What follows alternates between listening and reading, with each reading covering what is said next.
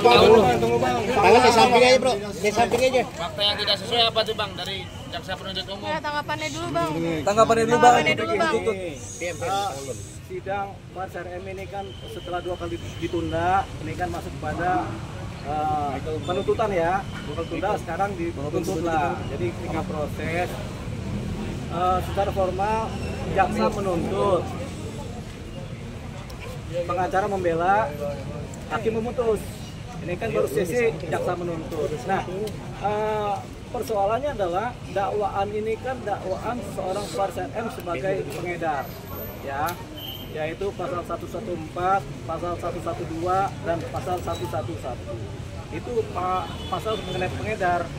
Nah, si Farsar M ini kan sebagai pengguna.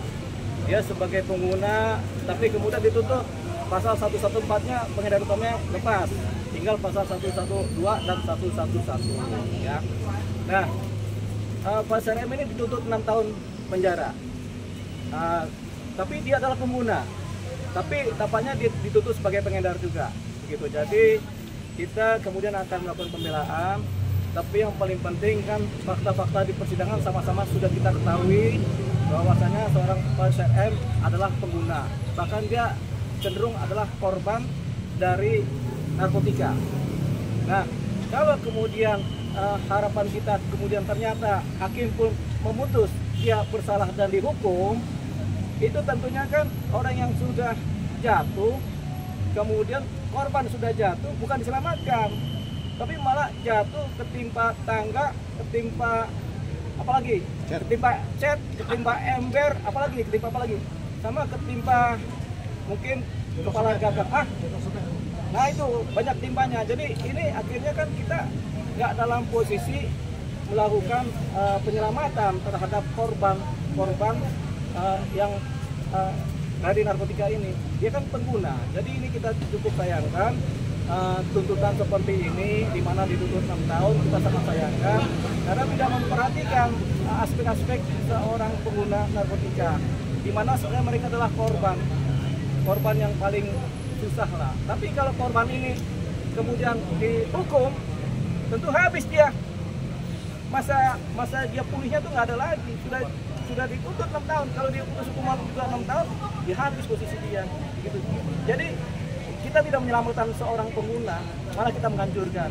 Ini yang kita sayangkan.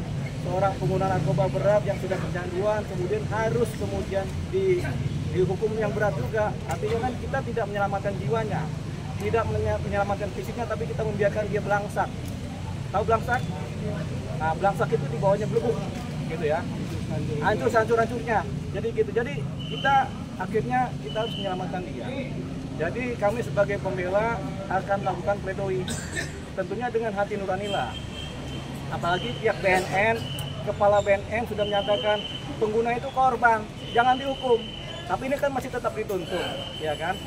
Mungkin hanya karena mematuhi prosedur dakwaan yang sudah terlanjur diadakan, yaitu pasal ini di mana dia adalah pengedar dan dipaksakan, ya sudah nggak apa-apa. Namanya juga jaksa menuntut. Gitu, sebenarnya ada posisi jaksa bisa menuntut lepas juga atau menuntut rehabilitasi juga, ada posisi, tapi tidak digunakan oleh pihak jaksa, tapi mereka tetap menuntut 6 tahun masa penjara. Ini yang kami sesalkan. Sebagai pembela, sebagai pengacara kami sesalkan ini, karena kami punya roh yang sama dengan kepala BNN, dengan BNN, bahwasanya pengguna adalah korban.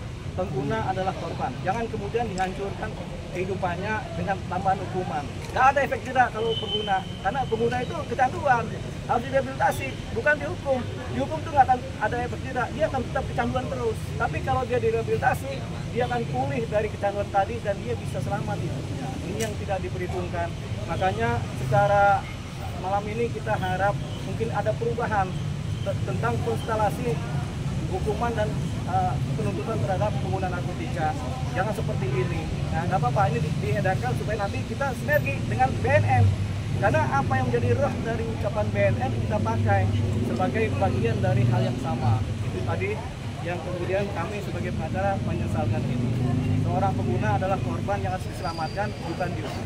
Oke bang, tadi sempat diskusi dengan Farsar M, apa aja bang yang didiskusikan? Ada kemungkinan buat rehabilitasi nggak?